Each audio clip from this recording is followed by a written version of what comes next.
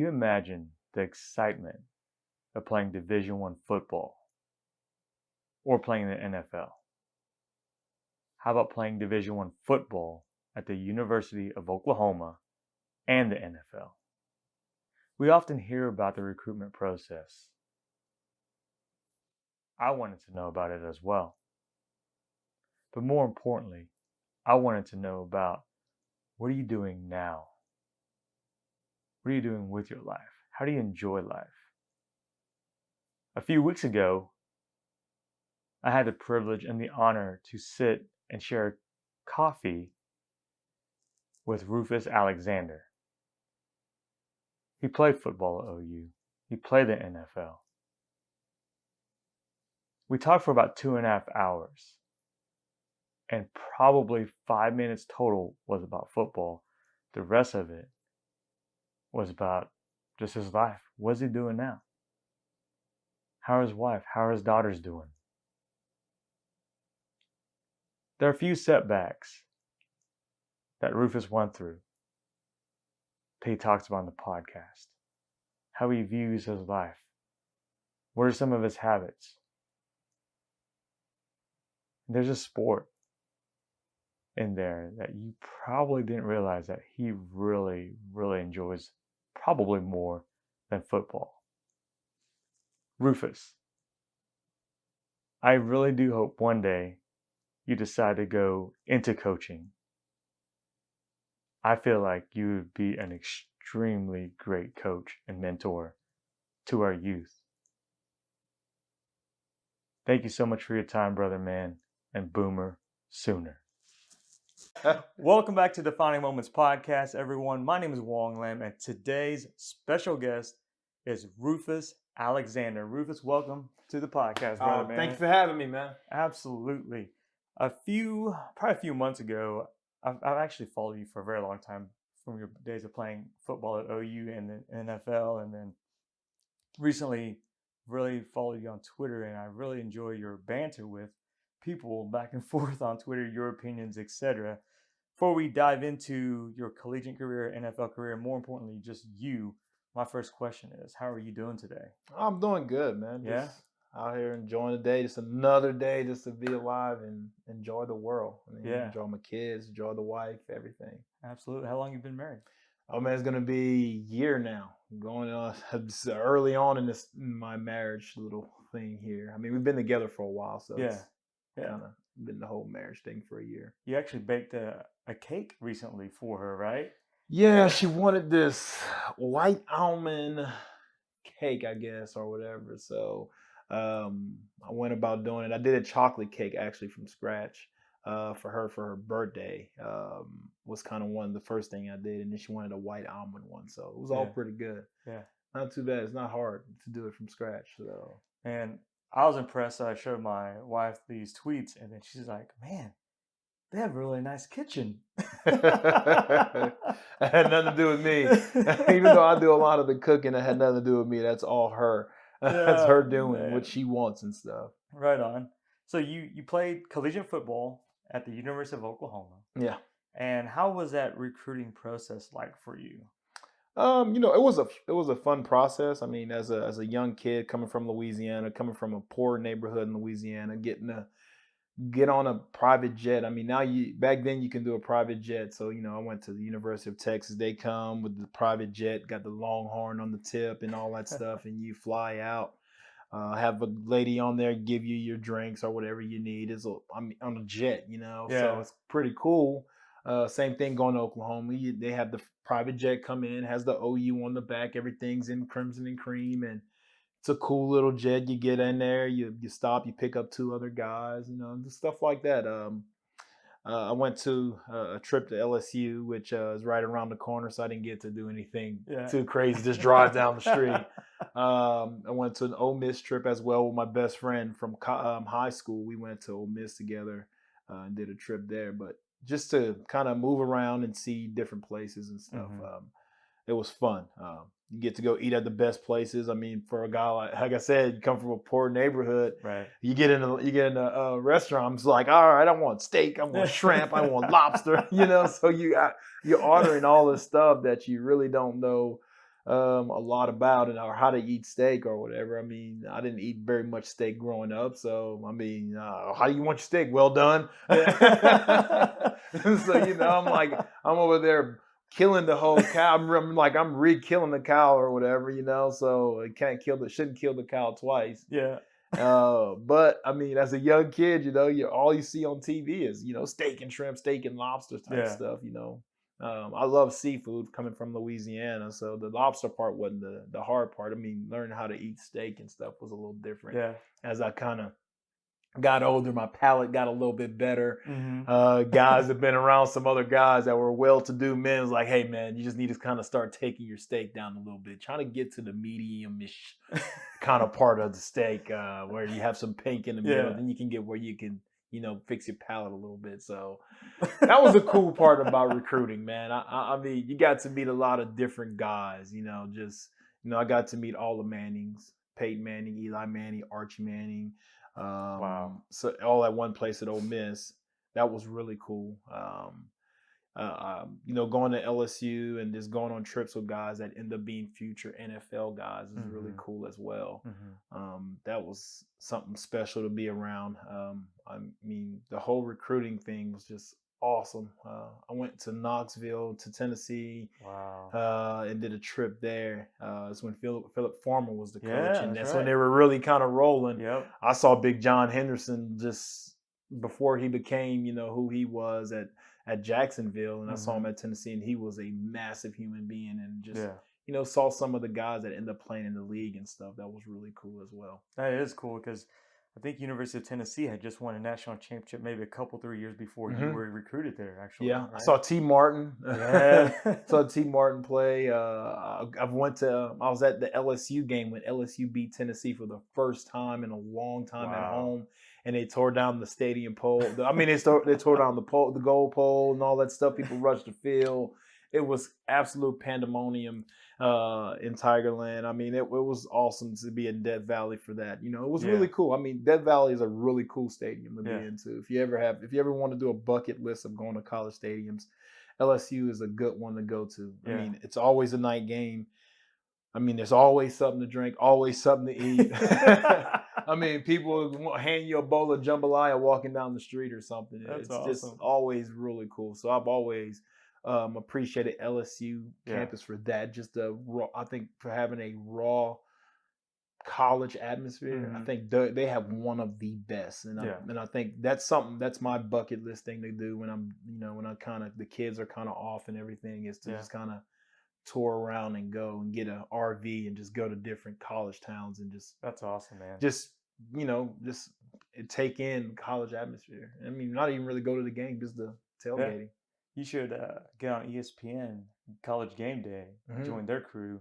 I've heard you on the radio, so you're really good on the radio too. Not to go off on that tangent, we could touch that on in a little bit. However, I think that'd be really cool Yeah. if you did that. But I didn't want to I don't want to do it like with ESPN. I really want to like dive into it. I mean, Yeah. there's some guys that talk on other radio and other podcasts and stuff, and they Mhm. talk about guy said he picks a game every year and he goes Ooh. to it and stuff. And Yeah. he said he really enjoys the college atmosphere, and it's just every tailgate gives you something a little bit different. Yeah. I've been at a ton of different stadiums with doing radio stuff with OU. Mhm. And they've all been fun. All of them been unique places to go to. I mean, I had the opportunity to go into Columbus and seeing how Ohio State does it. It's really fun. Been like I said, I went to Tennessee before that. When I played, I went to Eugene, Oregon, and played against Oregon, Wow. and they have a small stadium, but it's so loud. I mean, there's just so many different things that goes with college football, and it's a little bit different than NFL. Yeah. NFL was just weird.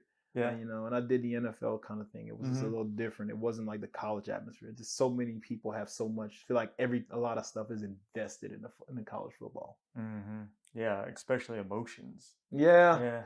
Emotions I mean, and that's the passion of the fans and the crazies of the fan. But I think, I mean, slowly but surely they're trying to get it to a business kind of thing. Like you're trying to always talk about paying athletes. And I think once you start paying athletes, I think you're going to draw a lot of fans away from it. I think it just becomes a whole business. Well, we pay you, you just, whatever. So, I mean, I mean, you see how they are, how they is in the NFL and the Yeah. NBA. Yeah. Well, you go out there and play, shut up and play, and all this and that stuff. Mhm. So Yeah, that's a really solid point because they're talking about maybe trying to pay collegiate athletes. that's a hard one, man. I Yeah. mean, what do you do for women's sports? I mean, how do you do? I mean, there's so many sports that are in there, and a lot of people invest a lot of time. Mm-hmm.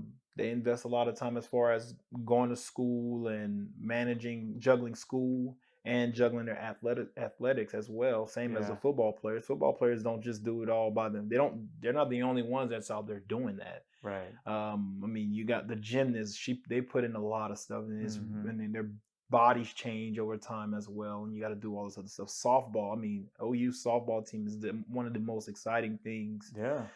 people sports to watch. I mean, OU Yeah. gymnastics, gymnasts. I mean, those Oh guys man. put up just crazy. They win championships all the time. Yeah. So how do you go about paying everybody? Because Right. it has to be an equal footing. I think just because football makes so much money, I mean, it just doesn't. Mhm.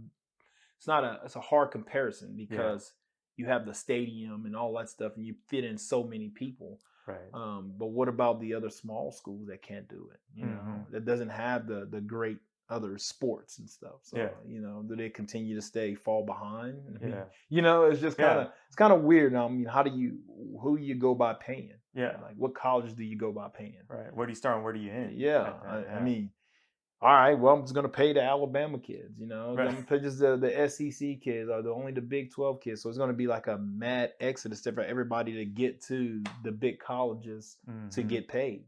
Yeah. I mean, what if like whenever Baylor of old, right? The Yeah. Baylor of old probably had more OU fans that were in their stadium than there were Baylor fans in the stadium. Right. How the heck are you gonna Yeah. fund That's those true. players? That's I mean, true. that's just tough. I mean, if you think about it, you have to really think and really break it down of like, but what about the bad teams that are in conferences? Yeah. How do you go about paying those kids? How does that university take that hit? Mhm. And does OU want to give up some of their money so they're allowed to pay their kids so you can pay your kid? You know, Right. it kind of goes like a big trickle down effect. Yeah. No, I don't have a solution, so I'm glad I'm not involved in that Yeah, discussion. that's why I say it'll always fail. Yeah. That's why you can't go by paying athletes. Oh, well, they make $1 billion. I'm like, but yeah, you make $1 billion, but you can't just do it for one sport. That's true. That's very true. Going back to your recruiting visit at OU, what was there a moment that you're like, hey, this is where I'm going to play my collegiate football? Oh man, that's a bad. You see that story right there? That's an odd story because out of my recruiting trips, OU was the worst trip I went on. It was. I mean, people know I've said this story a few Yeah. times. Yeah. I came here, and when I left here, I came here on a private jet. I left in a van because they had a tornado warning in Oklahoma, so I couldn't fly to Oklahoma. Had to drive into Dallas and catch a flight out of Dallas to get back to Louisiana.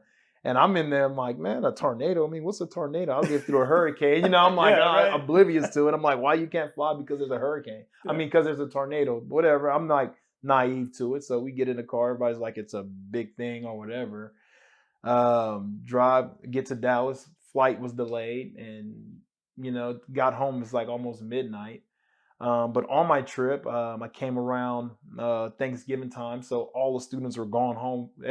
All the students that were on campus were gone. Everybody went home for Thanksgiving Yeah. holidays, Right. and they were getting prepared to play Arkansas. I think they just lost to OSU on a catch by Rashad Woods in the back of the end zone, which was kind of odd. But it was crazy is I remember. the week before that, when they played against OSU, I'm rooting for OSU to win because I was going to Texas. You know, that's where I was going to go. I was headed to Texas. Well, in that week of me visiting Texas and before they played OSU, that next week I got a call from Coach Venables to come on a visit at the last minute. So I did tell him the recruiting thing. So in like 2 weeks, I went from a visit to Texas, almost about to head to Texas, to taking a visit to OU, and then ended up changing my mind and coming to OU. Wow. But when I came here, it was just me and the football players. We went to a house, you know, it was just us chilling with the guys. Everywhere else I went out. Texas, Yeah. I was out on 6th, whatever you call it, 6th Street, Yep. whatever it is. Yep. went out, had a good time, went eat and all that stuff. And I mean, I came here. I think we went eat at Outback. I think we ate at Outback over there by the movie theater by Hollywood. Yeah. We ate at the Outback over In there Norman, yeah. in Norman. Yeah. And then we ate at Coach's. Was the other place I ate at when I came on recruit trip. So mind you, my recruiting trip from Texas was like at this high end steak place. It was like, whoa, this is awesome. The food here is unbelievable. That's where I had my lobster and steak, surf and turf. I ate my butt off, right? And so then I come here and it was just a totally different night and day situation. I mean, I got to go to Mac Brown's house and it's off on Lake Travis up on this hill and just see all of his like cowhide everywhere. I'm like, whoa. Yeah, everybody's like, it was really cool. But yeah, my decision in coming to Oklahoma was, a lot of what I based my life on, as well, of how I am as a person was all about truth. If Texas was true, would have been more honest in their approach towards me, I would have probably gone there instead of coming here. yeah, but they wasn't very honest. I mean, it wasn't honest with me. I mean, when I sat there and talked to Mac Brown, and I mean, he sold the University of Texas very well. I mean, yeah. very charismatic guy, talks really well, really cool guy. But me as a person, I always you didn't have, and especially now that you have cell phones, you can kind of really look up rosters and stuff just like that at the drop of a hat. But with following Texas, I was like looking at, Derek Johnson was starting. He was a true freshman at the time. And he telling me, oh, man, you're going to start as a freshman and all this and that stuff. I've never played linebacker a day in my life. I mean, when I was in high school, my hand was in the ground. I played defensive end. I played at a small school. So I was a faster, quicker guy. And probably as tall or as big as most guys on my team, as far as being on the defensive end side of everything. So I've never played the position of linebacker, so to tell me I'm gonna start as a freshman and all this and that stuff was kind of like, yeah, I don't know about all that. I'm 185 pounds. He's looking at this Derek Johnson guy. I'm walking in, and I'm a defensive guy. Derek Johnson's like 10 times bigger than I am, And then Roy Williams is their wide receiver, and he's like 205, 210, and I'm looking at him, and I'm like 180 pounds. Like, fool, you gonna tell me I'm gonna start as a freshman? I'm not dumb. I love the sound of it, but you could be more like I said, he could have been more forthcoming and just being honest. Like, hey, you're probably gonna redshirt, and that's what I got when I came to OU. They told me, man, barring you doing anything special, you're probably gonna redshirt whenever you come in. And I was like, I understand that, that's honest, shoot it straight from the hip, I didn't consider myself as some 5-star, you can't tell me nothing athlete either, though. I'm coming in the understanding, getting to college to really kind of learn and grasp the game of football, because I only played football my sophomore year and senior year. So I only played 2 years of football. So I really didn't have a really good grasp of football either. Yeah. I get to and then, Coach Venable's first day right off the plane, get here. We're in the film room. He was like, all right, what's this call? I'm like, this dude, my roommate, Wayne Chambers, in here answering every question. And I'm looking at this dude like, who the hell is this guy? Like, is he like like he's been playing college football already? Like, how you know all these answers already? So come to find, Wayne had committed already a long time ago. So he already had the playbook. I just got the playbook in the mail, but I've had so many different teams send me media guides, playbook. I have boxes upon boxes of just from every college you can think of playbooks, media guides, all this and that stuff. So they all sit in my corner at my house. I'm just like looking at that stuff like, dude, I have no way looking at any of this. And he's in here answering questions. I'm like, who the hell is this guy? Is that a coach? But Wayne Chambers is like every bit of 235 pounds. So, I'm like, and Coach Venables was really passionate about, talking to me about just the game and just like life and just being really into, football, and he was so serious as a coach. Mike Stoops was the same way. Coach Stoops was the same way. Um, then they all they came to my house, talked to my family. So Texas figured they had it all locked up because they didn't even do an in-home visit. No, you was the only one that did an in-home visit.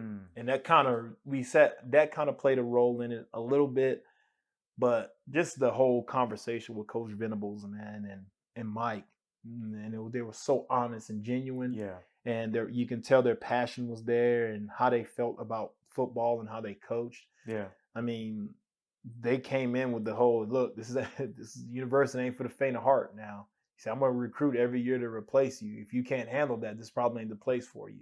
He said, he told me Rocky had won the Buckets. Yeah. Teddy had just came off of winning the Buckets. Yeah. He said he got a guy coming in from California. That was Lance Mitchell, and he said he got a few other guys that's here, guys that you can compete with as well. We got guys that's been here for a little bit that may not meet they're not meeting my expectations. So you got a chance to come in here and do something. It's all in what you do with your opportunity. Wow. And that was it. I was like, got back home. My high school coach said, all right, so how was the trip? I said, worst trip of all of them, just like I'm telling you. He's like, well, that's scratch Oklahoma off. We got in the car, and he said, I guess that's scratch Oklahoma off. I was like, I think that's where I'm going to go. Threw my bags in the back of the car, and then we got in the car, and we rode in silence for like 5 or 10 minutes, and he was like, I missed something? I was like, nah, I think they were just really honest, man, and they coached me the same way that you coach me, and I think I fit in there, and that's the honest answer that day. Really was the honesty that really got me there. Wow. It had nothing to do with, the X's and O's, and you wanted to play and stuff, but it was the honesty, and they didn't sugarcoat anything. Mm-hmm. They were like, "We're gonna coach you hard. I'm gonna recruit every year to replace you." Yeah. I'm gonna coach the hell out of. Coach Venables is like as intense as all get. I'm gonna coach the hell out of you. If you don't want to compete here, this ain't the place for you. And it's just like it's like a matter of fact. Like it's almost like running you off but they're like pulling you back in. So it was kind of an intense push pull and. Coach Venables, as far as the coaches go, he told that line of, recruiting you with passion, but also like telling you, hey, I'm a no nonsense coach. You're not coming here and think I'm gonna just be nice to you. Yeah. And he was cool, fun, always joking around on the recruiting trip. And then my first practice here, dude laid into me, and I was like, whoa, who the hell is this guy? Why is he yelling at me? I thought we were cool. We all buddy and stuff, high-fiving, dabbing up and everything. And then first practice, I did something wrong. Dude cussed me up and down, and I'm just thinking I'm about this big, and like I'm the biggest dummy in the world because I don't know what to do in a cover 2 drop with who I have to carry. I'm like, I don't know. Yeah. The son of a beep, beep, beep, beep. I'm like, oh, okay. All right. And that's kind of was my introduction to college. But wow. Oklahoma I knew nothing about Oklahoma, and everything I learned about Oklahoma came from Coach Stoops and just other kids and other people being around the fans. Mm-hmm. What Coach Stoops did a really good job of is he played the Salmon brothers and showing the tradition of Oklahoma. Yeah. He showed the Joe Washington film showing the great player like Joe Washington that played here. Mm-hmm. He showed Barry Switzer stuff, just showing what type of coach he was and the legacy and what we were playing for, and what this university was made up of, and all the tradition and everything. My family, my high school coach, and they're big college football fans. Yeah. Been that way for a long time. So when they said the University of Oklahoma is recruiting, they're like, my stepmom was like, oh, no way. The University of Oklahoma? And I'm sitting there like, yeah, some Venables guys that left a message on the phone. And my high school coach was like, babe, it's Oklahoma. It's the Oklahoma. He's like, the University. I was like, and I'm sitting there like oblivious to the whole entire thing. Yeah. And she's like, no way. Oh my God. And just so I didn't know how much of a big deal Oklahoma was until I came here and put the jersey on. So my feel of it is so unique from a lot of other people who really dove into college football, and then the opposed to other people who don't really. I was on the other side. I'm new to college football, and I just Mm-hmm. kind of dove into it at the back end of it. Yeah. So I really wasn't a big follower of all teams. I really didn't Right. know much. My high school teacher, coach, he was a huge Michigan fan. So he would play the Michigan fight song in every Yeah. game, every day. Had him and his best friend. They were big Michigan fan. My high school coach was my head coach, who I ended up living with. He was a huge Alabama fan. So Wow. I ended up going to a bunch of Alabama games, and that's where I wanted to go, to Alabama. And I could have gone to Alabama, but I had to commit my junior year because there was in all kind of NCAA trouble. Mm-hmm. So therefore, I didn't go to Alabama. He told me not to go to Alabama and Right. told me to keep everything open. And so I knew nothing about Texas until Texas started recruiting me. Yeah. LSU, I just went to all the games because they were free to go to. I never wanted to go to LSU. It was all free to go to, so I went to the LSU games. Oh So yeah, that was kind of more of, that's just kind of that was my college understanding. So as a young kid, I never really man. understood a lot about the Oklahoma tradition. And then I got here, like I said, fell in love with the place, fell in love with Oklahoma, the fans, and Yeah. now I stay here. My family comes visit me all the time. That's awesome. I just love the tradition that's here. Yeah. Yeah. I love that Coach Venable said he's going to recruit every year to replace you. Yeah. I don't think he changed that. Out of all these schools that recruited me, right? Yeah. They always like send you packets of stuff. Just like letters, like they give you cards that's made out of football hide, all kinds of stuff, right? Wow.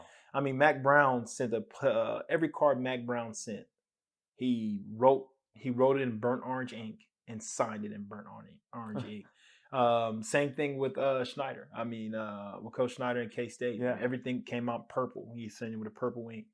Franchione at Was it A&M? At A&M. Yeah. And he would sign with a Aggie maroon pen or whatever. Mm-hmm. So I have like a bunch of stuff, that just has all that stuff. And LSU did it with the tiger purple, and sometimes they did one with the gold and all that stuff. Yeah. So that was saving over there. But Right. everybody had their unique thing. OU didn't really have a mail, like they would send you cards. They would send you the old school letters, this is our championships and all this and that stuff. Like it's like you can print it off of a computer and it come out.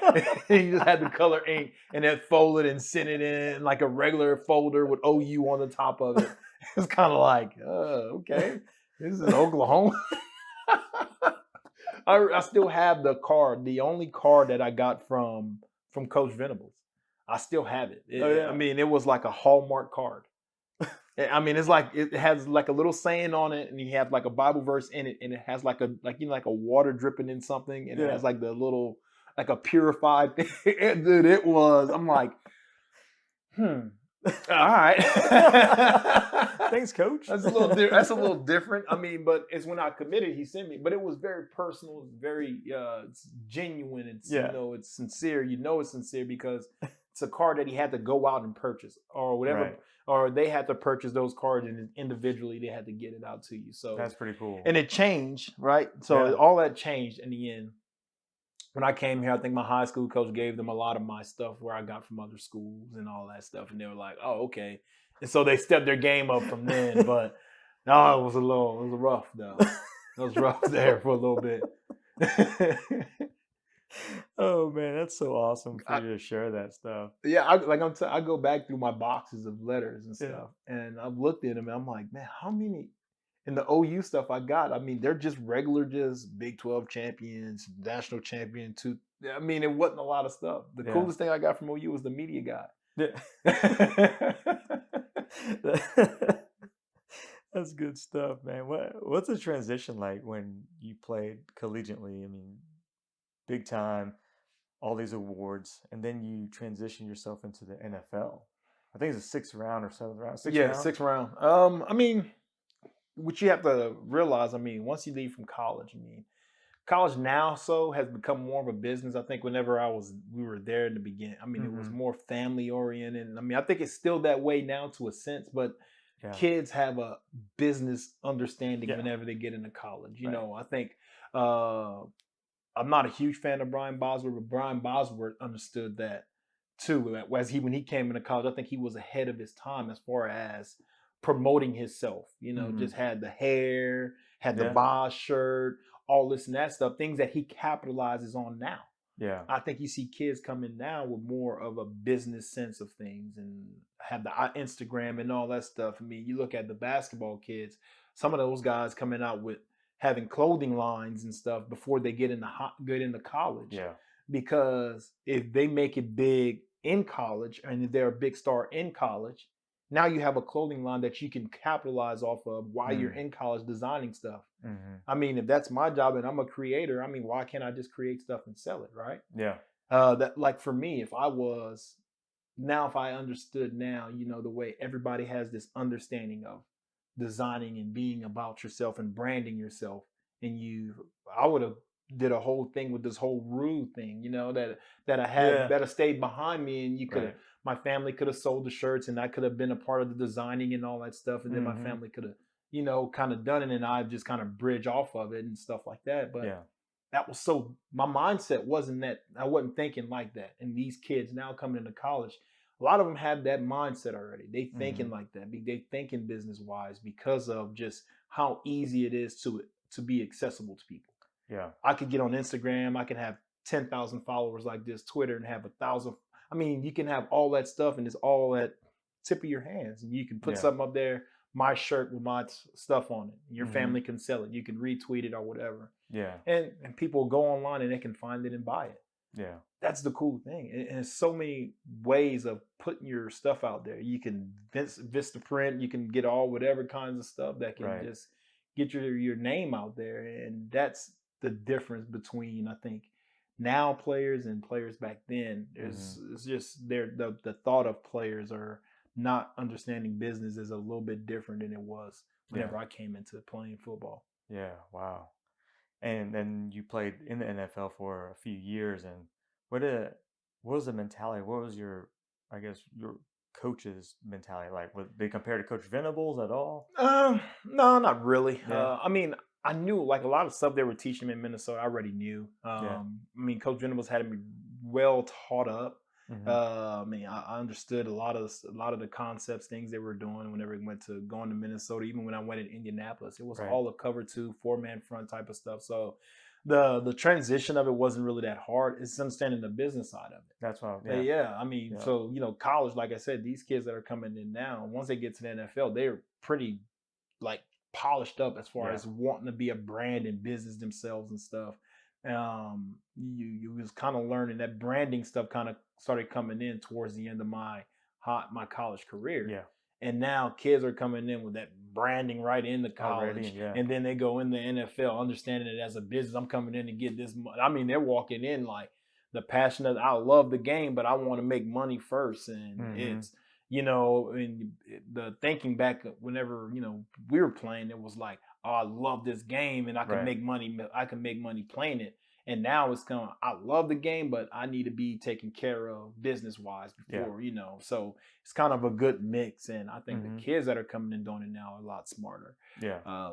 And like I said, it's just the whole thing about whenever I got into playing the NFL game, it was just more understanding the business side of it and just kind of being mentally ready to understand that, well, that guy makes $20 million and you make $600,000. They're gonna play the $20 million and he has more opportunity Mm-hmm. than you have because they made a bigger investment into him. Right. So that's a weird thing about that's the hard thing about college, and from going from college to the NFL. I think for me was seeing guys play and like, man, you get in practice and you can see you do things better than that person, and you can watch it on film that you do things better than that person. But Yeah. watching a person that's a coach like push this guy up because he has to, Mm-hmm. and tell him, well, hey man, that was really good right there, and kind of really just downplay what you did. Oh, that was pretty good. That's not bad. You do a little bit more better on your technique right here. And then the other guy, oh, it means that's winning football right here. Just kind of really,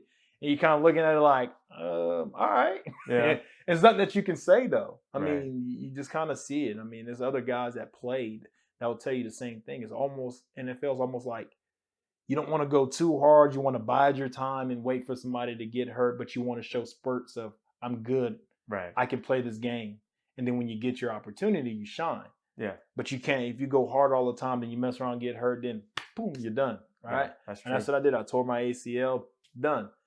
Yeah. But you always, it's like almost kind of like you have to pace yourself. I don't know. It's weird. It's a Yeah. weird thing to kind of grasp and stuff after, Yeah. going through college and everything in high school. It's all about go, go, go, earn your way, get to the top. And if you want to be good, you got to beat out this guy. You have to work hard and all this and that stuff. And then when you get there, it's kind of like, hey, you have to wait just in case this guy gets hurt. You got to be ready to go. But if that guy doesn't get hurt, you're going to have to still kind of wait right here Yeah. and just kind of stay healthy in a sport that is so violent. Yeah. I mean, it's just a violent sport, and there's nothing that nobody can do about it. Right. I mean, they can try to negotiate all the contact out of it they want, but it's football is just football. It's a man hitting another man. It's as fast as you can go, and that person's fast as he can go, and he's throwing his body into you. You take enough hit in the knees. If you're a big guy that can run people over, most guys are going to hit you in the knees. Yeah. I mean, if you're a little guy that can run really fast, most guys are going to take your head off if they can. It's just the nature of the game, and it sucks, but I mean, you know it when you get into it. Yeah. Wow. I love watching American football, but you're right, it's violent. It's crazy violent to me, and some of the hits that you guys take or have taken, it's like insane, man. Yeah. So, that's all. I mean, that's how I describe it. It's crazy. Collegiate football, American professional football, and then you got married, and now you're transitioning into your own job and the insurance world, and you also work at the franchise. Yeah. How's the radio life, man? How do you like that? It's okay. Yeah. I think you have to, with the radio stuff, you kind of have to tiptoe around stuff, tiptoe around feelings, and it's hard. For me, it's kind of hard. And the way I started off with the franchise, I started off with a morning show with Steely and those guys, and then they added a guy to it. Well, me and this guy's dynamic didn't click at all. And I'm not one to tiptoe around somebody else's feelings, and I don't expect anybody to tiptoe around mine if they feel a certain way.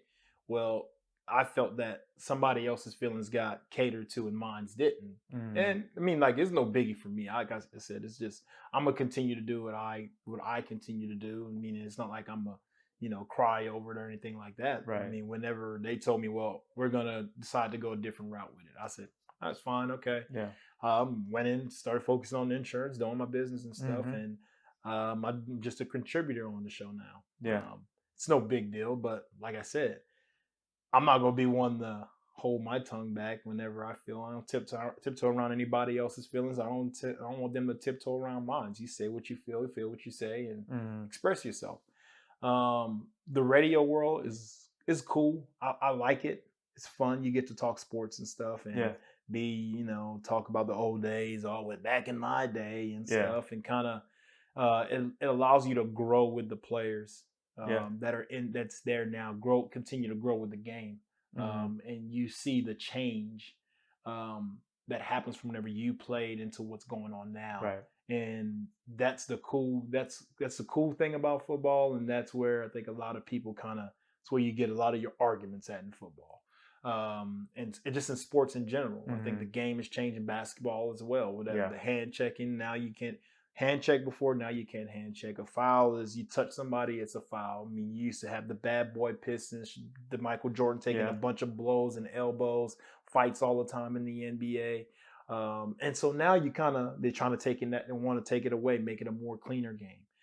Fans used to be able to yell and do all this crazy stuff, be as rude as to you as possible. Yeah. And now, you yell at Russell Westbrook boy, and now it's all of a sudden it's a big, huge fiasco about stuff. And I mean, it's deservingly so. I mean, they shouldn't talk to him that way, but the guys of the past probably had it worse whenever you talk about, when you go to places like Indiana and stuff like that, and Utah, you think Utah's that way now. When you think about where Utah was in the 90s, it's just that's true. Maybe a whole lot different. You think Michael Jordan didn't have to go through the name calling and stuff after he goes out there, dunks on Ostertag or freaking push Brian Russell by or something like that. I mean, it's just that it's now everybody's hypersensitive now. So that's what I think sports now just kind of really change in how it's approached and how how people talk about sports now is the being in the radio allows you to kind of see the change. You know, you can watch it Mm. on TV and kind of notice the change, but I get to discuss it and like other people that Yeah. see it, Yeah. like we can see it and other people don't get to discuss it. I get to do on the radio, but that's the cool part about sports. Yeah. It's the part I love about it. Yeah. Just the underdog stories and just watching UNC and Duke play and then Mm-hmm. realizing that watching those guys play and realizing that the team that has the seniors on it, like the Michigan States and those guys, Yeah. typically are the teams that typically win it. Right. But you want to see the Zions and those guys Yeah. win it. But man, it's just the radio allows you just to kind of have a personality and put it out there for everybody to see. Once you develop a personality, you can kind of be a different person than you are on the radio. Yeah. You can have an alter ego on the radio and just be a totally different guy whenever they talk to you in public. Yeah. Yeah. That's interesting, man. With that being said, what's maybe a moment or two from your life so far that maybe I call them defining moments that helped you get to where you are now? Or Man, a defining moment. Now I say what my defining moment right now in life was pretty much getting married was one of my big defining moments because so I came from a broken home. My mom and dad were married earlier on. My dad, went on the drugs and started doing that stuff, and it kind of that was one of my big goals when I was growing up. Was to have a family and be with one person and all that stuff, and it happened and it's cool, but the stresses of being married is just out of this world. yeah, for sure. My high school coach would tell me about it, and just realize even though it's been a year, it's just hard Mm-hmm. being in a relationship and making bills, making sure the kids are taken care of, making just all the stuff that goes into a marriage, making sure you gotta be compassionate at one point, but also be kind of the stoic man and all that stuff. Yeah. So it's kind of have to, you know, love her feelings and stuff, but also gotta put your feelings on the back burner a lot of times Right. because she's the. I mean, it's just so tough, but man, it just was one of those moments in my life where I feel that you know, my life has changed.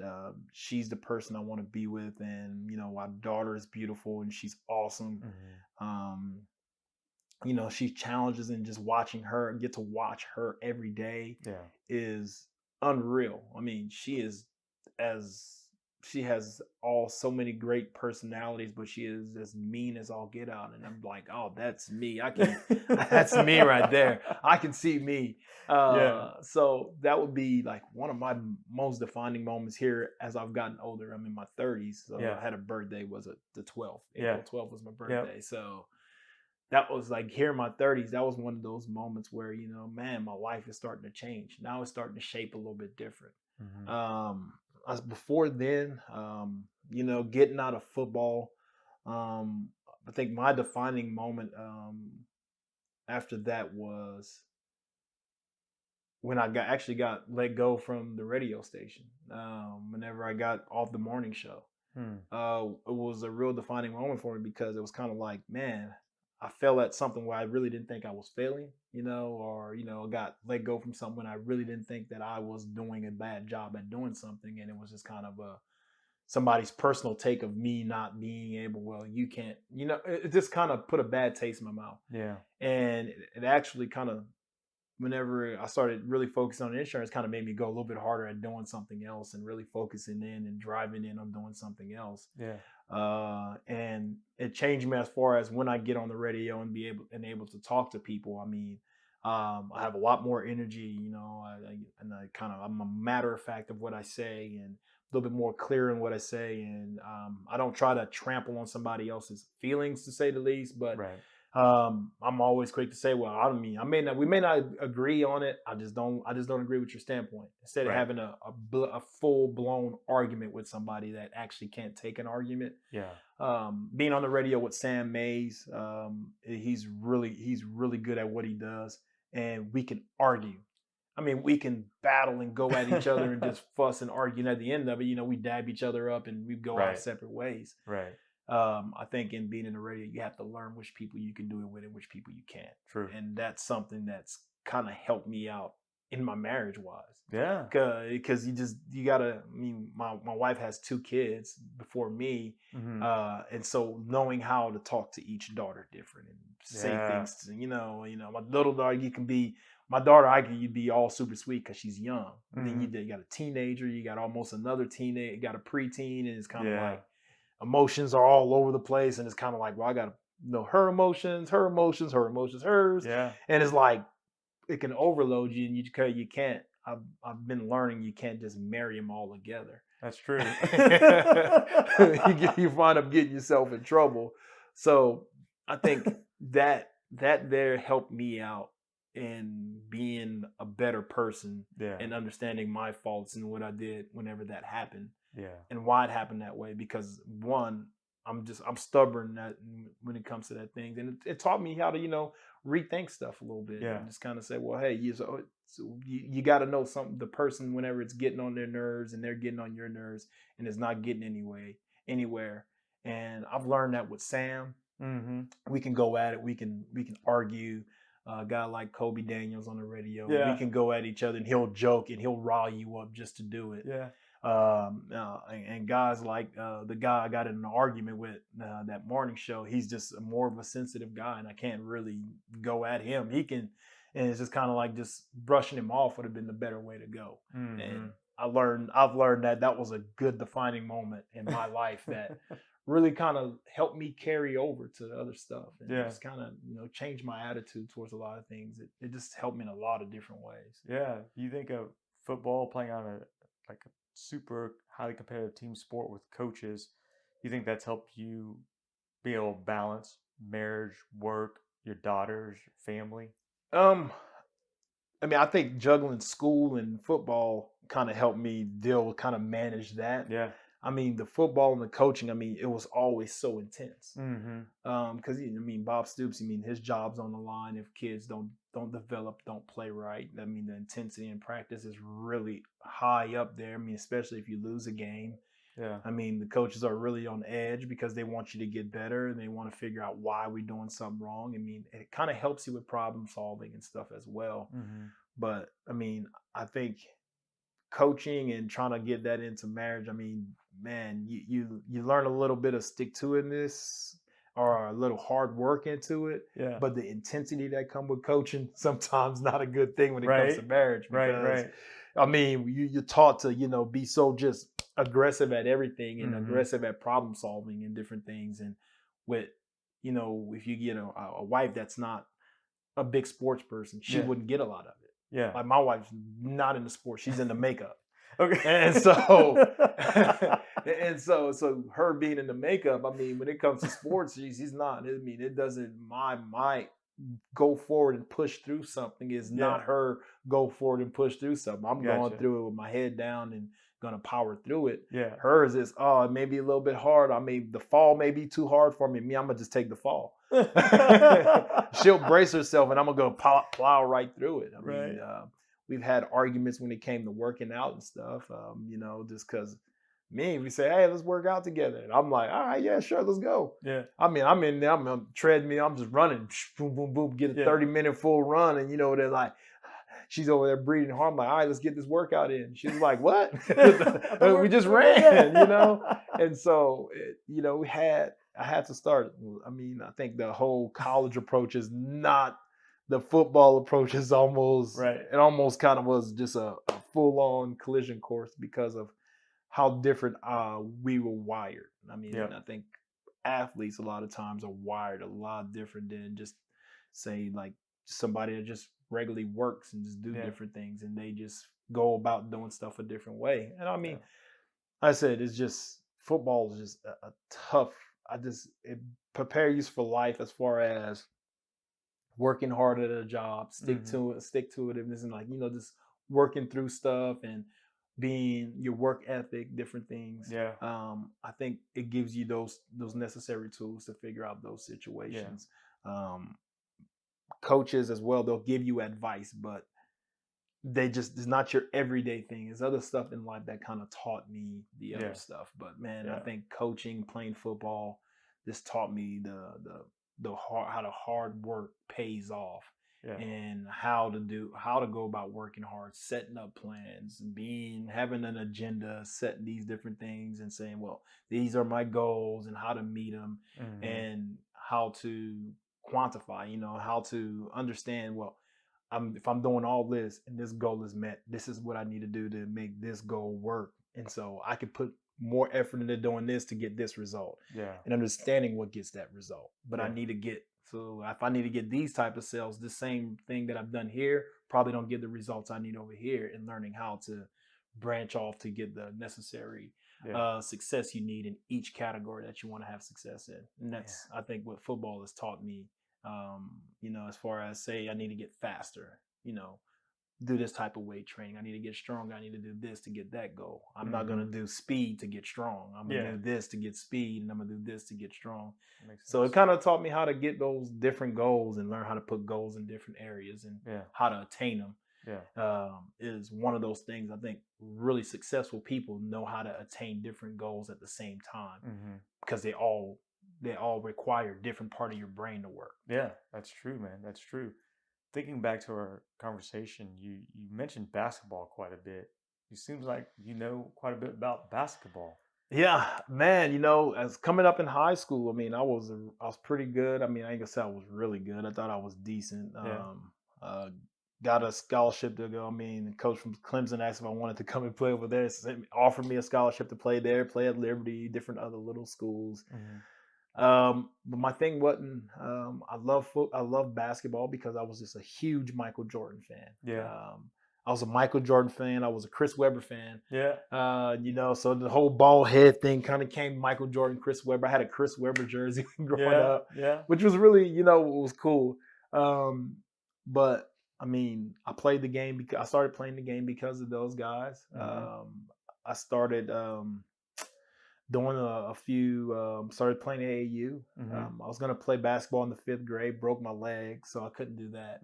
So I had a cast all the way up to my dang waist. It was so hot. It was heavy as all get out. So I had like 2 or 3 weeks out of school. Oh, man. Yeah, I had to sit in the bed with my foot up until I get strength to, carry that thing around school. But I went into playing basketball when I was in the 6th grade. Okay. Played high school, did really good. I scored by I think, but junior. When was that? Is that elementary or junior high? It's elementary, isn't it? 6th grade? Yeah, I don't even know. It's been a while for me. Yeah, but elementary. So I put up 25, 30 points a game when I was in elementary school. I mean, it was like I was just a kid that always stayed outside. So, I understood how to do the drop step, all that stuff, and nobody really had to teach me. Only thing I couldn't do was dribble, So I would get in the post. I could dribble one time and put it up, and I was just I worked outside a lot. So my great aunt lived in the country, so I would cut trees, cut logs for the old stove we used to have, because we had the old fashioned stove. She had one of those old country houses, so it had the old stove we had to put wood in. Wow. So I'd be out there with an axe, just cutting wood all the time and stuff, and never realized, you're doing all that stuff. You had to feed the cows, grab buckets of water, buckets of food, and all that stuff. So, I was stronger than anybody would think. So, I'd get there, I'd score a bunch of points and stuff. And then a guy came up and said, hey, you want to play on our AAU team? Played on the AAU team. Did decent. The guy that I played for my first year, he ended up stealing the team's money. Oh. So, whenever my mom, she worked at Martin Mills, it was Fruit of the Loom. And I would make po' boys. I'll stay up at night and she'd make po' boy sandwiches. And she would sell them at work for $2. Wow. And that's how I raised the money so I can play, to go on my trips to play AAU. Yeah. So I played, and then they had a hurricane warning in Cocoa Beach, Florida, because we was playing nationals in Cocoa Beach, Florida. And we left. He never gave the money back. We came back, we went to the beach, and we left early. Never gave any of the parents or players none of their money back. And that year my mom said, well, you're not going to ever play for that guy again. So I played my 7th grade year of basketball, got a little bit better. I dunked the first time at the end of my 7th grade year. Dang. Yeah, it was Wow. in the last game of my 7th grade year. Dunked the ball, and then this guy named James Ricks actually invited me to come and play on their team. We had a Yeah. tryout, and I came off the bench for him. So I played my 7th, 8th, and 9th grade year with. I mean the rest of the time Mm-hmm. with him, and man, we kicked butt and stuff. And then by the end of my 8th grade year, me and his son Ross became really good friends. Mm-hmm. And he was at a private school, so whenever we played in that private school, I ended up going to the private school Okay. because of basketball. So the whole football thing kind of came all the way in the end. It was all because of basketball that I'm even playing football. Oh, I see. So basketball was like my thing, man. I'm telling you, the only way, because my older brother and my little brother all got in trouble, and all my friends where I stay at got in a lot of trouble. Mm-hmm. And we had a bunch of really good basketball players on our team, but I mean, they were all smoking, doing all kinds of crazy stuff. Mm-hmm. But the summers, as soon as basketball season ended for high school, or for school, and we started in AAU, in the summers, I was gone. Mm-hmm. Mostly every weekend, or whenever summer came, I was going every weekend almost throughout the week. And I practiced during the day, so I never really had time to, do all the other stuff.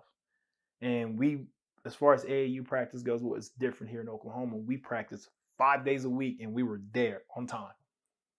I mean, it was get up and go. I mean, we run in stadiums, all this and that stuff, and Wow. it was fun. But the cool thing about it was it allowed me to go to different places. It allowed me to go to Arkansas, Vegas, Houston, and all kinds of places, and just play basketball and see different places. Because where I was from, it's not like you're gonna just get up in the car and go drive to Arkansas, drive to Mississippi, drive to Vegas, drive to it's just those things. I got to travel Right. without without having the means to travel. Stayed in hotels and got to swim and do all that other stuff that I wouldn't have the means to do regularly because of just the situation that I grew up in. So basketball really is what saved my life. I think when you come back to thinking about it, and I go back and really think about it, because none of it would have been possible if I didn't really believe in myself as a basketball player. Yeah. And just kind of changed as I got older. Wow. So basketball saved your life, and transitioned to football late. Yeah, man. I started playing football my sophomore year. Whenever, like I said, when I got into the private school with my best friend, my high school coach told me, "Hey, if you're gonna play basketball, you're gonna play football. And then whenever you're transferring into a private school, you have to sit out a year and LHSAA, whatever, high school, whatever." So I sat out my freshman year, played basketball on the JV team, and then my senior year, he was like, "Well, I'm the basketball coach." I was like, "All right." And he was like, "Well, you got to play football." I was like, "Man, I don't play football." Yeah, he was like, "If you're gonna play basketball, you're gonna play football." It's like, "Man, it's too hot outside to play basketball." He was like, "Well, look, son." I was like, "All right, well, I'll give this football thing a go." Yeah. So, I dress up, man, get on my cleats and my pads. I didn't even have cleats. I came out there in some Jordans. Some red and black Jordans. And went out there and played my first practice with no cleats on. Wow. Yeah, then I get some cleats, and then the rest was history, I go out, I play, and did really well at the defensive end part. He's like, "Hey," he says, like, "What position do you play?" It's like, "Never played." He's like, "You never played football?" "Nope." "Even catching the yard?" "I played catching the yard." I said, "Last time I played catch, I broke my leg, so I didn't play I didn't play yard football anymore after that." Yeah, it's 5th grade. Yeah. And he's like, "Oh, okay." He's like, "Well, I'm gonna put you at defensive end. Just put your hand in the dirt and go." I was like, "Go do what?" he said, "Son," he's like, "All right." He said, "See this guy right here? You don't let him touch you. You see that ball right there? With this height, go get the person that he hand the ball off to, or that has the ball in their hand." Yeah. Like, all right. And I hit the guy, I think he was like a junior or a senior. I think he was a senior. His name was Brad Douglas. And this kid that was playing tight end, I think he's played tight end he's been playing football for forever. His name was Ryan O'Brien. And he played defensive end. So we were battling for the same position. Yeah. So, I'm never played football before, get down in my stands and they hike the ball and it will shoo. I mean, he put a hand on me and I hit Brad. Boom. And he's like, my high school coach like, whoa, yeah, that's what I'm talking about. Let's go. Yeah. So I'm like, all right, well, let's get this football things. All right. A little bit hot out here, sweating, put my hand there, get some ants on it and stuff, So play happens again, hit him again. Boom. And then coach said, man, Ryan O'Brien, are you going to block him sometime? And so he's like, he's all pissed now. Now he's really mad. So I already made him mad that, I'm going hard or whatever and I'm making him look bad. I really didn't know. Actually, in the beginning of it, it was more fear than it was anything. If I'm being honest about it, it was more I was scared to think if I let this guy hit me, I'm done or whatever. Right. And so he said to hit the guy with the ball. And so I just hit the guy. I didn't want to get ran over. So next time he goes again. So this time he kind of puts his hand on me. So I grab and I throw him down and I hit the guy again. And he gets up, he throws the ball. Man, somebody gonna effing block him. And after that, it was it. Wow. It just came from the first practice I've ever played football. It was like my fear allowed me, and I just understanding that, being competitive was one thing, but I just think the whole having pads on and all that stuff, just the fear of not wanting to get blocked or something bad happening to me on the football field. And I've always wanted to be the hitter. That's what I guess that's what my uncle told me before you get in a fight. Don't sit there and take the first punch. And so that's how I kind of approach football. I'm not going to take the first punch. I'm going to be always delivering the blow. And that's kind of how it happened. My football career actually really started, man, out of fear, man. I just didn't want, and then end up turning around. I had to play tight end. Oh, wow. So he's like, all right.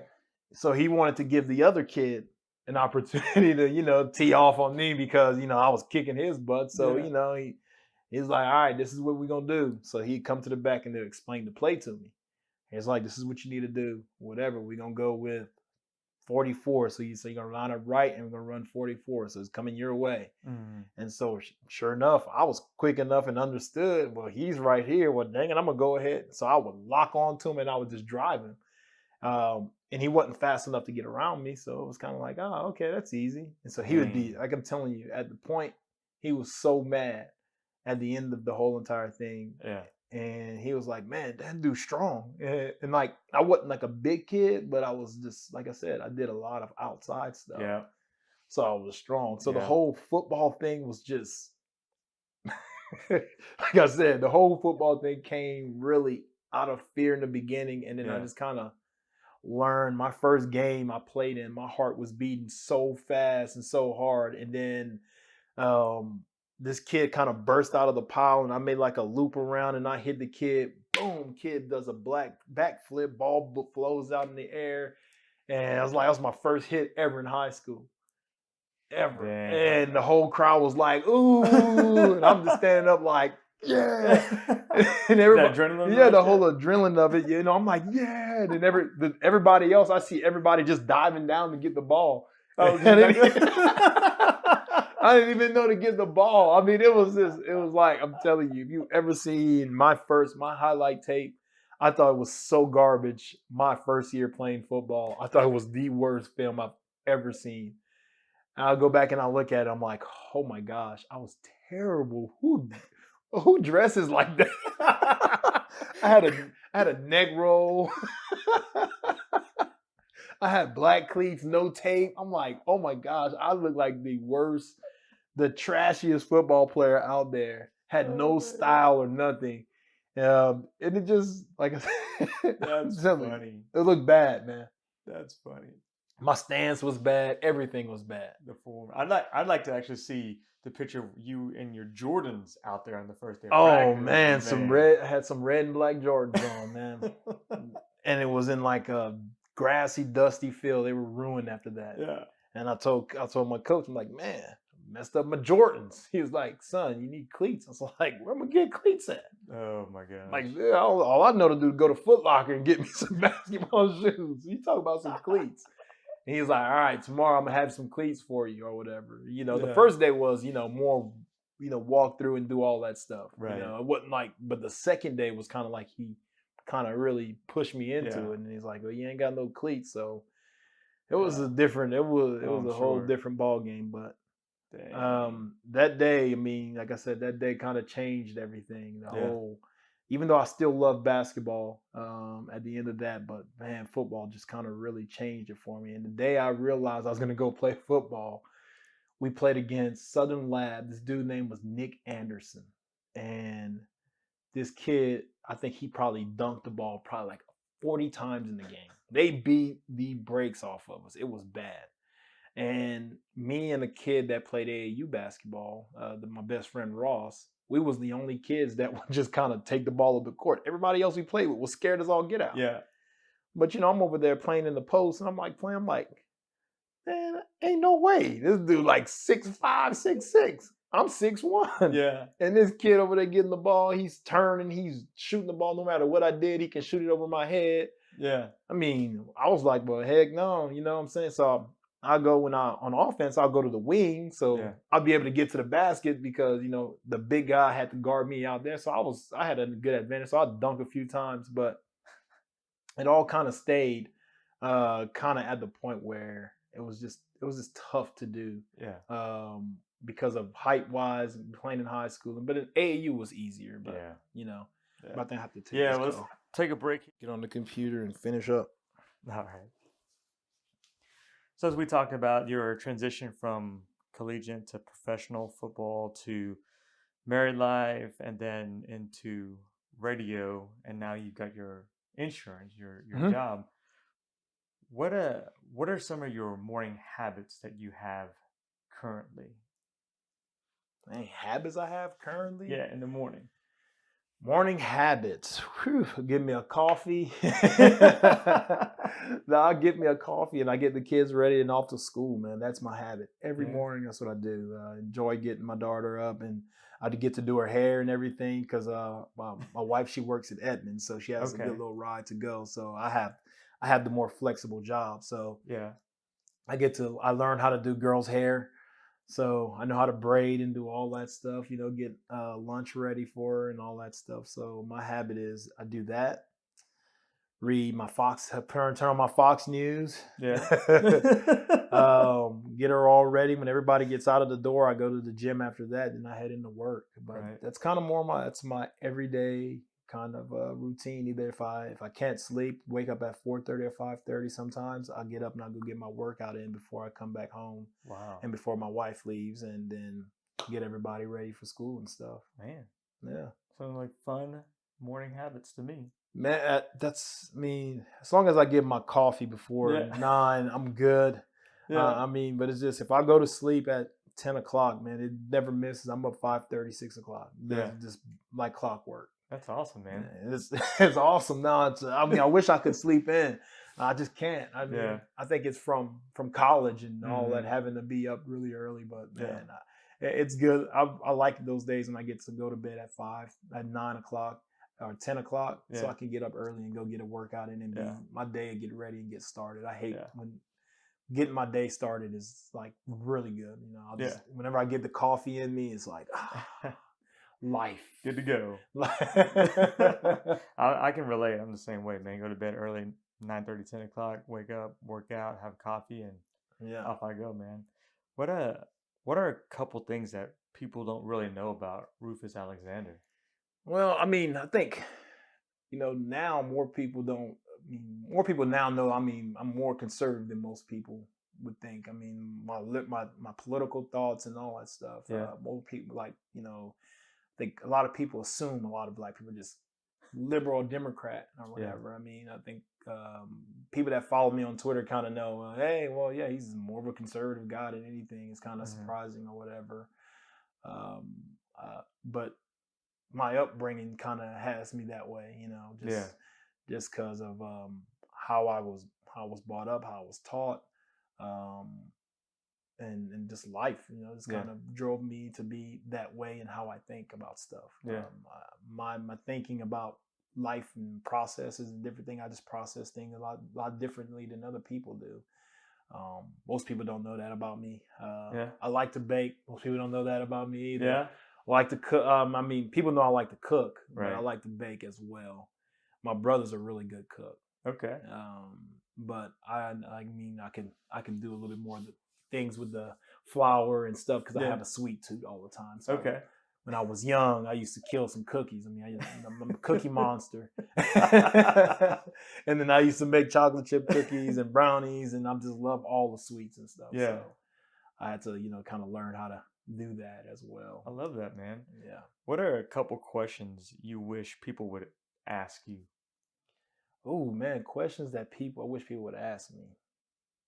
I mean nothing, man. I mean, there's no question that is just Personal? too personal. I mean, sometimes if it's personal, I'll say, hey man, that's personal. I'm gonna leave that alone. But Right. um, well, I'm not shy for about most things. I'm Mhm. open about however I feel about anything. I mean, if it's political, racial, whatever it is, I'm it's kind of because like I've in life I've been through the gamut. I've been racially profiled before. I've Mhm. been like racially, just what you say, hated on by my own race, and just as a young kid. It's just it's just a lot of stuff.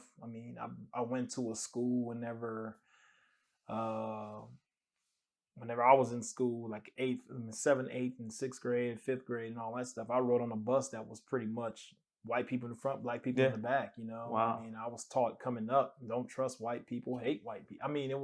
That's how I was taught. Uh-huh. My mom was taught that way. It was like, hey, white people are out to get you, kind of thing. Um, my life changed. My view of thinking, my mom's view of thinking, all changed as I went into high school, and my high school coach took me in to live with him because my mom worked nights and stuff, and I needed tutoring for school and all that Yeah. stuff to go to a private school. Yeah. Our view, like that changed my perspective on life, on how I saw things. Right. As I was coming up, it was different because I was always nice to everybody. Yeah. And my perception of white people kind of changed too as well. And I say that because like right now in today's society, everything is so racially just Yeah. we all so racially divided. My math teacher when I was in school was Mr. DeLone, white guy, and he the one that saw that I was really good with math, Yeah. and he would give me like high school stuff to do Yeah. because I'll finish my work super fast, and he's like, "Hey, well, here's try to start doing some of this seventh, eighth grade math or this ninth grade math or whatever." So he started teaching me and stuff, and he would talk to me at the end of class because I was a kid that got in a lot of fights and stuff and all that. So he was a really good guy towards me and stuff. And I remember the day that I was leaving to to go to transfer and go to a private school. Well, this black coach that used to coach me, I think I was in elementary or something, and told me, man, he told me I wasn't gonna be anything. He didn't say it. No, he's a little bit more colorful. He said you wasn't gonna be crap.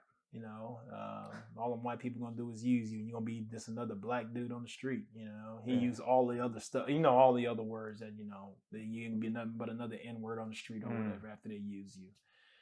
And my thinking was, the reason I was going to a private school and I wanted to go there because of all the people I went to school with that I knew ahead of me that were really good at sports and all this and that stuff Yeah. ended up on the streets. So Yeah. my thinking of going to a private school was so I didn't end up on the streets. And he told me that all I was going to do was end up on the streets. It was kind of a weird thing, and I just kind of it kind of took me back a little bit. And then Yeah. my mom was super mad. So, she wanted to go and just cuss this man out and all this and that stuff. And my mom sat there with my high school coach, and he came and he had a really candid conversation with her. And he was like, he needs to be somewhere where somebody can help him, do tutoring. He needs all this other stuff, somebody to be at home to help him with his homework. And like I said, public school was so easy. I never opened a book in public school and I'd make straight A's. But I got to private school, it was night and day different education wise. And I struggled whenever I got to private school. And then, just kind of my high school coach took me in, and summer school, all this stuff. And I got to a point where whenever I would go back home, I'll go home to my mom on the weekends and stuff. And then, I'll go to play basketball on the court where, my friends that I was really good friends with, they wasn't friends with me anymore just Mm. because I left and went to a private school, Yeah. and I've gotten in a few fights and stuff because of me leaving, Yeah. right? And I'll tell them, man, how I get down. It's like, hey, you ain't gonna talk to me like this or whatever. You get in a fight or whatever, and then my mom would encourage me, well, son, probably shouldn't come. You probably shouldn't go out there. And it's really weird that the more you pull away and try to be successful, the more like just your own friends or culture, the ones that are right there with you and you can be better, said it to like encourage you. Some of them pull you back and they get Oh upset man. with you. They get mad with you. And that's was the thing that kind of hurt, is that, the same people you grew up with, because we all kind of got the same deck, the same hand that we had, same deck of cards. We all had Yeah. it. We all had the same deck. Some guys chose to sell dope and stuff. Some of my friends, I remember we all had a little gang together. We would all was cool together. Yeah. And their mom was poor, my mom was poor. Me and the friend, our moms worked at the same job, and we all kind of took our own path. Yeah. And he played basketball. We played on the team together, and he just decided he was going to sell drugs, and it just is kind of the route he took. Yeah. But in that same thing though, it was a lot of guys that took that approach to it. And I had a different approach. When I started playing AAU basketball, I just decided, hey, I'm gonna just step all the way away from it and really focus really hard on doing this. And it just kind of kept opening doors for me, this door, that door. Um, and most people really don't know, like, that's why I think a little bit different whenever it comes to like racial stuff, Yeah. because it's like every person's different. A black person is just as racist as a white person, like a Mexican's different, all that stuff. Every person's different. Mm-hmm. Some people just love no matter whatever color you are. Right. They just love you genuinely and they hope the best for you no matter what. Right. And that's the people I want to have in my life. Yeah. If it's a black person that comes in and say, hey, no, man, you can't trust no white, I usually don't deal with that person. Yep. I usually don't really mess with, I usually just don't. Because Yeah. it's just, because they look at things as, I find a lot of those people seem to be, there's always somebody out to get them. Yeah. And I don't want to look at people and think, oh man, this guy out to get me. Yeah. Or this guy out to you, because that's a crazy way to live life. That's exactly To right. think somebody's always out to get you, or this guy want to do something to me. And that's why I kind of stay away from that stuff. Mm-hmm. And I kind of stay to myself, and most people really don't get, like, a lot of people don't get that. And a lot of people say, well, you give back to your community and stuff. I do football camps. Yeah. I talk to the youth and all that stuff, but I just, like I said, I just don't want to be where a lot of negativity is. And it seemed that a lot of people have a lot of negativity, and it's just kind of always being told to them in a negative way. Yeah. And my mom's train of thought changed as well. Yeah. When my high school coach took me in, and the crazy thing about it is my high school coach helped me out, and then turned around and helped my first cousin out, my mom's brother's son. Wow. Help him. He ended up going to Texas A&M, and he graduated from Texas A&M, and now he's a project manager in Florida and do all kind of construction. He's a manager of all that stuff. So it's like, it's kind of like he helped me out, then he helped another family member out. Yep. And this is a white guy from Jackson, Tennessee, that lived in the hood and stuff, and was just he was a really good ball player, and just he's this guy that just loved to help kids. Yeah. A lot of kids has failed. I wasn't the first kid he took in. It was a bunch of other kids he took in that were more talented than I was, that was a better players than I was, but all of them didn't make it. Mm-hmm. Some of them didn't stick with it. Some of them, their parents came back once they started getting college offers and say, oh, you need to get my baby back or whatever. Or you being too hard on my baby or something like that. And then that kid ended up falling by the wayside or failing. So I say all that stuff, man. It's just, as I grew up, I never when I was young, I'm saying I was taught, and you were always taught to look at white people a certain way, look at color a certain way. Mm-hmm. And even like I said, whenever I drove and rode to school on a bus, you would see it. It was separate. And as I went into a private school, there were more and more people on the other side that tried to help me get better. And there was more and more people on my side that were trying to just drag me back down. Mm. And I was kind of like, yeah, you know what? I'm going to go ahead and leave that alone. And I said, Yeah. the first thing I said when I was in the 7th or 8th grade, I said, the first chance I get to get out of Louisiana, I'm gone. Because I just want, everywhere I've been, I thought it was just different. Everybody just saw the world different. And I wanted to see the world different. Yeah. And my high school coach helped me to see the world different and just kind of take a racial lens off of everything and just see things a lot different and see them for what I feel I see them for what they are. Yeah. I just see, I look at a negative person and I was like, well, that's a negative person. I'm gonna leave that person alone. Right. Black or white, no matter what. For sure. Yeah, negative person, I just don't deal with it. Absolutely. If you're a good person, good at heart, I don't care if you, whatever nationality you are, if you're a good person at heart, I want to be around a good person that's a good person at heart. A person that's a giver, that's just a nice person. That's how I've always been, because a person gave me an opportunity when they didn't have to. A person loved me unconditionally when they didn't have to. Yeah. Allow me to make mistakes whenever they didn't have to. And so that's why I feel I don't have to be that person to anybody. I don't have to judge a person off of their color or whatever. Yeah. Because like I said, that doesn't mean just because you're the same race means that that's going to be the person that'll help you through life. Yeah. And I learned that at a young age. Wow, man, that's powerful, man, and it's powerful. It's respectful, and I'm just honored to be sitting across the table from you, man. That seriously, it's amazing the mindset, because growing up it is tough because we don't know any better at Right, you know, 5th, 6th grade, and then because parents and people, adults, they mold your mind. Friends Right. you're around with, they mold your mind, and that may have been that's probably the most defining moment in my life. Mm-hmm. Was in 9th grade having to make in 10th grade having to make the decision to move away from my mom and move in with my high school coach. I mean, if that doesn't happen, I don't ever go to college. Yeah. Me personally, I don't think I'll go to college.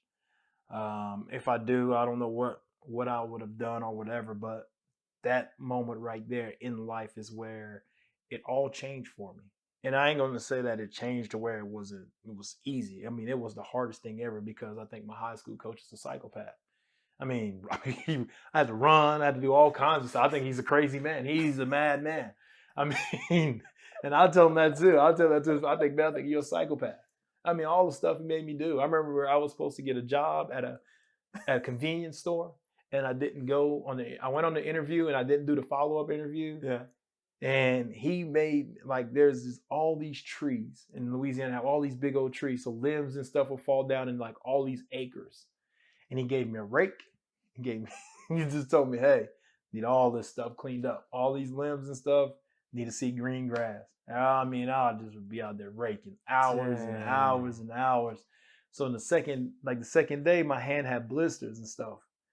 And I was like, man, I'm quitting. I'm going home. I called my mom, tell my mom to come get me. I had blister on my hand. I said, I spent the weekend. I didn't tell her I was leaving. So I had my stuff. I just threw it in the car or whatever. She got in the car. It's like, you ain't going back to Coach Barnes? Like, nah, man, I'm not going back. I said, get your stuff, get in the car. I said, what? Get your stuff, get in the car. I don't know what y'all got going on, but you going to fix it. She dropped me down at Coach Barnes' house with my bag and stuff. Get out, go fix it. I walk in the house, put my stuff down. He's like, son, where you been? I was like, oh, man, I went home. He's like, oh, you quit? Yeah. I was like, my hand had blisters on it. He was like, you'd asked me for some gloves, I'd have gave you some. I was like, all right. Got some gloves, my hand in blister. I just rake all the stuff up or whatever. And just kind of, man, our relationship kind of took off from there. Yeah. We had our rocky moments, but that right there, I made the other decision, and my mom making that next decision to bring me back, because I would have quit that day. I was done. Dang. I would have went back and went the other route. And then my mom said, "The heck wrong with you? Get in the car." It's like, you ain't coming back over here. Yeah. And there you go. That the rest was history. I mean, then whenever it came for me wanting to quit or do anything like that, he'd call my mom. My mom was like, "You better fix it." Yeah. Yeah. Wow. And he would, man, he would put me out there. He'd make me run all day long, run up, down, and different things. Man, it was just, but it was just life, and Yeah. I just learned, man, just learned how to just get better. Didn't feel sorry for myself. That was the Yeah. last day I think I ever felt sorry for myself. Was the day I had those blisters on my hand and was gonna quit, and I just learned, man, just feeling sorry for yourself doesn't really do anything for you, and that's what my mom, she kind of taught me that, and man, it was just a different life after that. That's powerful, man. Yeah. Wow. Leads to my next question, man. If you had 3 people to call, and there's no social media, nothing, Mhm. who would they be? Or to meet in person? To call, Yeah. oh, I mean, always be my high school coach. I'd always call him and just, sit down and talk to him because he always gives me the best advice. Yeah. And I mean, even if it could have the wisest man in the world, I'd still want to sit down and talk to him and just, because I would take his advice over most people's advice. Yeah. Um, Another person I would love to sit, my mom. I mean, that, I mean, she's the toughest person that I know, as far as being able to let a 15-year-old make a decision in his life that ended up changing his life forever, and being tough enough as a mother to say, I don't have the tools to make you successful in life. Yeah. That person there is a person that's, one, in tune with herself Yeah. and understand what her child needs to get from here to here, because I didn't have the father figure which I needed, and she realized there's a person right here that's trying to do that for him, and she got out of the way. Yeah. And that's what most kids who are being successful, and once they start being successful, that parent comes back and don't get out of the way. It's always a push pull. And my mom, she got out of the way and always said, "Do you need me to do anything or whatever?" And my high school coach would be like, "Nope, nope, just let him go. Let him go. He gonna be all right." And man, it's just her letting go allowed me just to be a different person and kind of flourish, man. And I'll forever be thankful for her. Yeah. And the third person, man, if I needed to call anybody, it would be Colonel Garibay. Um, he was the guy. He was the guidance counselor, or he was over the athletes at OU. Okay. Um, and he's just a really good guy, man. And the days I'd want to quit or would be upset, he'd come and sit down and he would talk to me. He'd put his hands around me, man, and always talk to me and tell me how to grow and be a better man. And being far away from home and away from what I'm used to and stuff. Man, the day I tore my ACL, I mean, at OU, and he was a person that came, he sat there and he talked to me and said, "Man, it happens and you grow and you just," it was just, he was just he was a difference maker in my life in college. Yeah.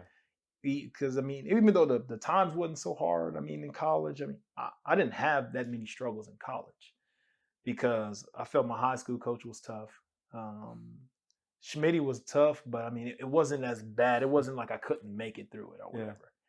But it's just had those low moments. You tear your ACL, you don't get to play. You're not around the guys as much, and you just kind of have your down moments, and you just don't make some of the things. I mean, but he didn't have to really worry about me. But he was just a guy that I would always go to and talk to when I was at OU. Yeah. I mean, I'll sit down and I can have a good conversation with him, and he was just always a guy that would listen, and then a guy that would give it to you straight.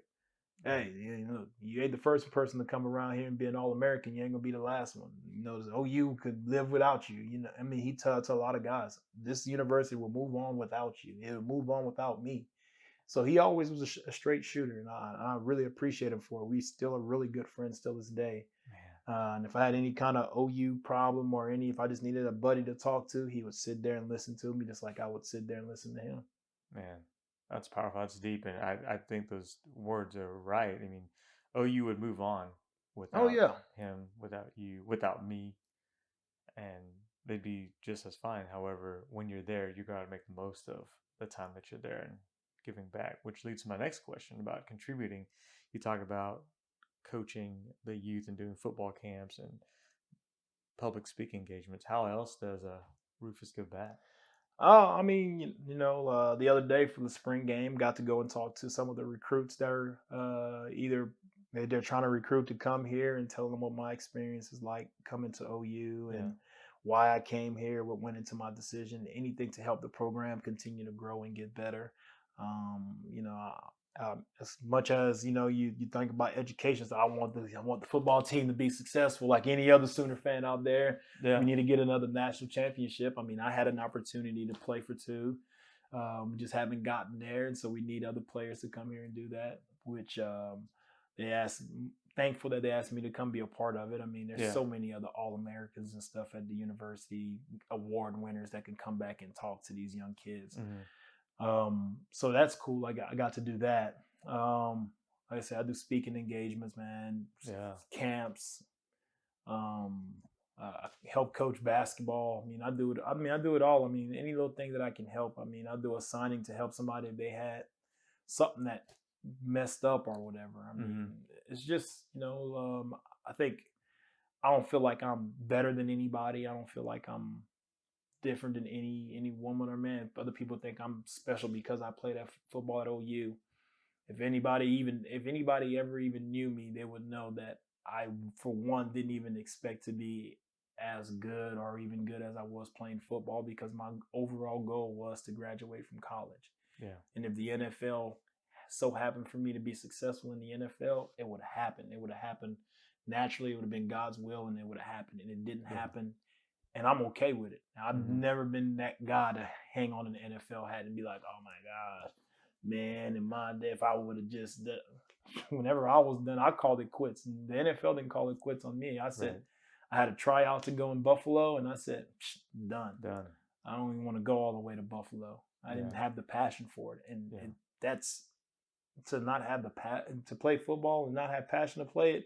I mean, you're just an injury waiting to happen. That's true. And that's the thing about it. And the injuries sometimes are catastrophic sometimes. You get a head injury or something. So I just was kind of over it when I was over it, Yeah.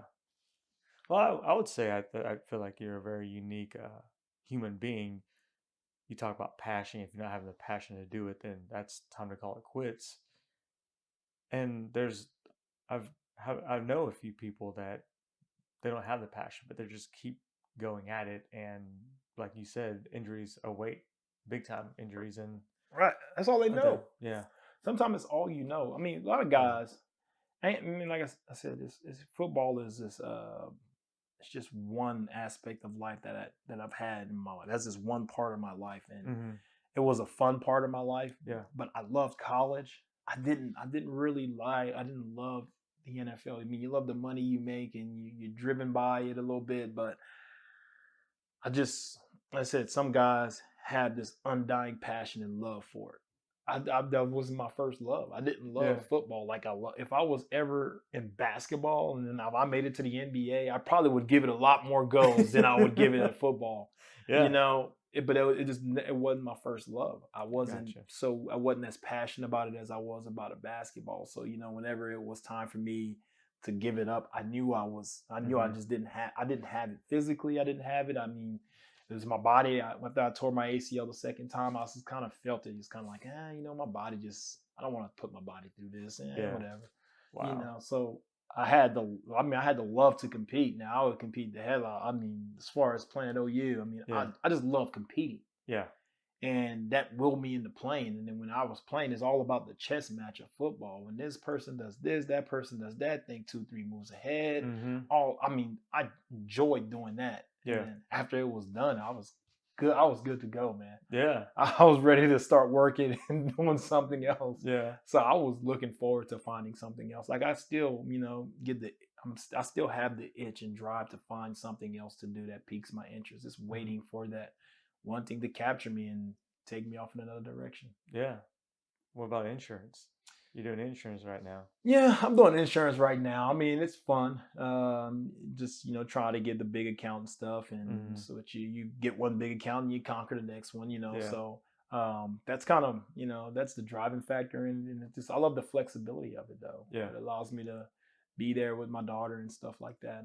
That's awesome. I mean, if I could do, I think I'd give radio a try again, or maybe TV or something like that. Yeah. Because it just gives you one it just lets you express yourself, and I'm not one to be shy about talking in front of TV or anything like that. And I think it would be cool to have a show and try to bring it to be number one or something. Yeah. I'm competitive like that. Yeah. If I can do it, that's why when I started doing radio at the beginning, I was like, oh yeah, I could take the show, probably bring it to be number one. Then when it failed, it was kind of like, whatever.